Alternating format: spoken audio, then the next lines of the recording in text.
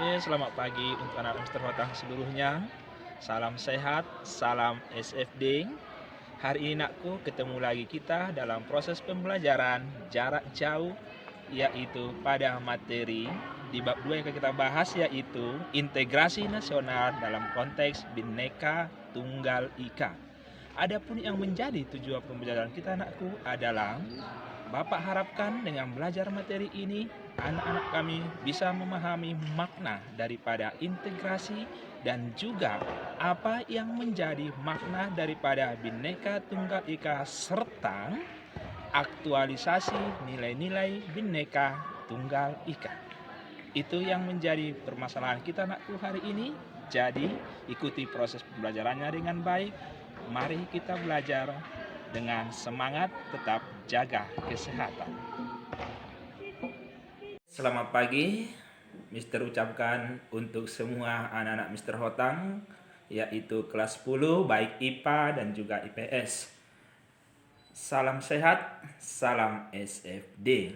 Hari ini nakku kita akan membahas materi terbaru di hari yang baru, yaitu integrasi nasional dalam bingkai Bhinneka Tunggal Ika. Oke, sekali lagi anakku, integrasi nasional dalam bingkai Bhinneka Tunggal Ika. Sebelum kita membahas materi tersebut, silahkan perhatikan gambar di situ. Ada gambar dasar negara dan juga ada gambar menunjukkan adanya keanekaragaman, yaitu di wilayah NKRI.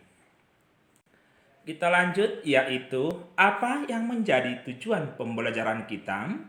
Adapun yang menjadi tujuan pembelajaran kita anakku, yaitu dengan belajar materi ini Bapak harapkan anak-anak kami bisa memahami, bisa mengerti apa makna, apa arti daripada Bhinneka Tunggal Ika serta integrasi nasional.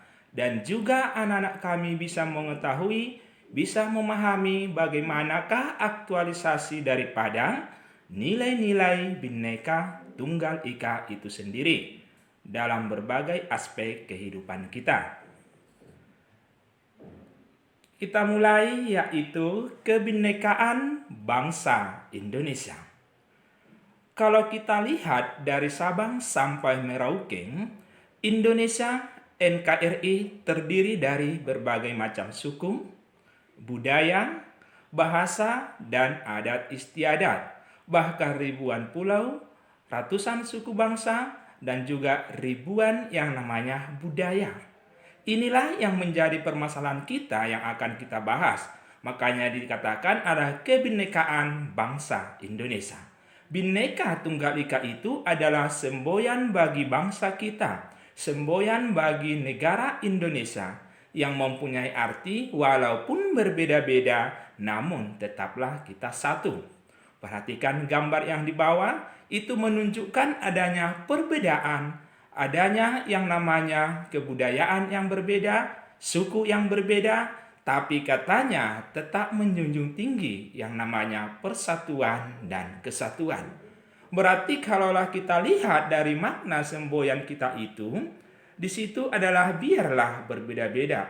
Muncul pertanyaan dalam hati kita masing-masing. Bagaimanakah sikap kita? Bagaimanalah kita dalam menyikapi perbedaan yang ada? Karena dikatakan adalah biarlah berbeda-beda. Berarti jangan lagi nanti muncul dalam hati kita, dari diri kita sendiri, bahwa kenapa harus berbeda. Jangan lagi dipertanyakan karena jelas dikatakan biarlah kita berbeda-beda. Jadi apa yang harus kita lakukan? Yang harus kita lakukan nakku adalah kita harus sanggup, bisa dan berusaha menerima yang namanya perbedaan yang ada. Seperti perbedaan suku, agama, budaya, dan juga bahasa yang jelas, nyata, dan terjadi di wilayah NKRI. Kita lihat, yaitu bagaimanakah aktualisasi pemahaman nilai-nilai Bhinneka Tunggal Ika itu. Artinya adalah kita bagaimana sebagai warga negara itu sendiri nanti melaksanakan daripada nilai-nilai Bhinneka Tunggal Ika itu. Permasalahannya nilai-nilainya yang mana? kita lihat ada nilai, yaitu ada keterbukaan, saling menghormati, menghargai, dan juga menjunjung tinggi yang namanya hak asasi manusia. Aktualisasi nilai-nilai Bhinneka Tunggal Ika itu nakku dapat menjadi dasar dalam kehidupan berbangsa dan bernegara. Kenapa? Karena tadi salah satu nilainya adalah saling menghormati dan juga adanya keterbukaan. Di saat kita menghormati orang lain dan menghargai perbedaan yang ada tadi, berarti ini sudah ada dasar kita untuk mewujudkan integrasi nasional. Karena integrasi itu adalah mewujudkan persatuan, ya, menyatunya dari berbagai keanekaragaman sehingga muncul yang namanya persatuan. Integrasi nasional, persatuan bangsa kita. Sehingga nanti dengan adanya saling menghormati itu, dengan adanya saling menjunjung tinggi HAM, berarti ini nanti salah satu juga cara untuk meminimalkan adanya bentuk ancaman yang nantinya ancaman itu bisa mengganggu keutuhan NKRI. Ya, itu ya anakku, perlu dipahami bahwa memang dalam kehidupan kita mau tidak mau harus kita laksanakan asas, yaitu daripada nilai itu. Harus kita lakukan yang namanya keterbukaan, saling menghormati, dan menjunjung tinggi HAM. Kita lihat yaitu dalam bidang apa sajakah pelaksanaan ataupun aktualisasinya. Salah satu kita ambil yaitu dalam bidang politik. Kenapa? Kalau berbicara menyangkut negara, berbicara menyangkut negara kesatuan, berbicara menyangkut pemerintahan, semuanya tidak boleh lepas daripada politik. Kenapa? Karena politik itu salah satu sarana untuk mewujudkan terwujudnya negara demokrasi.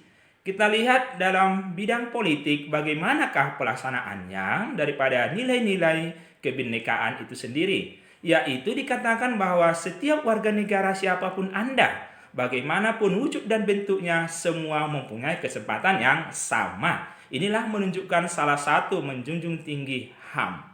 Dalam bidang politik yang diberikan kesempatan yang sama bagi semua warga negara memberikan hak suara dalam pemilu. Ini jelas nyata dan terjadi di negara kita. Yang berikutnya yaitu kita lihat dalam bidang hukum dan pemerintahan. Indonesia adalah negara hukum. Artinya apa? Negara Anda mempunyai kekuasaan tertinggi itu adalah hukum. Maksudnya apa? Siapapun Anda, bagaimanapun wujud dan bentuk Anda, apabila melakukan tindak pidana, maka harus diberikan sanksi. Ini menunjukkan Indonesia itu mempunyai kekuasaan tertinggi adalah hukum kita. Ya, hukum itu bisa menjangkau semua lapisan warga masyarakat. Bagaimana pelaksanaannya kita lihat melalui penegak hukum kita seperti polisi, pengacara, jaksa, dan hakim. Mereka harus sanggup bersikap objektif. Maksudnya apa? Harus mereka sanggup melakukan tidak ada diskriminasi kepada semua pelanggar hukum. Maksudnya diskriminasi adalah pemerintah itu dilarang dan tidak boleh melakukan pembedaan terhadap warga negara dalam suatu negara. Semuanya sama di depan mata hukum yang ada di negara kita. Kita lihat yang terakhir yaitu dalam bidang sosial budaya.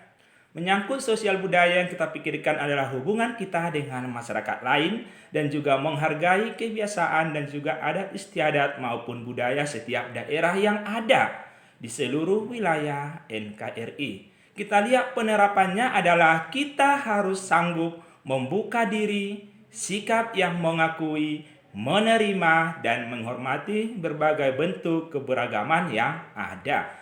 Inilah pelaksanaannya dalam bidang sosial budaya. Berarti Anda, saya, dan siapapun itu harus mampu menerima dan menghormati bahkan mengakui segala bentuk keberagaman masyarakat. Makanya tadi di awal saya katakan nakku, kita harus belajar siap menerima perbedaan yang ada. Oke nakku? Untuk hari ini sekian pembelajaran kita, dan sebelum nanti mengerjakan tugas, silahkan buat catatanmu dengan baik dan rapi. Untuk tugas, Bapak akan share di Google Classroom. Oke nakku, tetap jaga kesehatanmu. Sampai jumpa minggu depan. Salam sehat, salam SFD.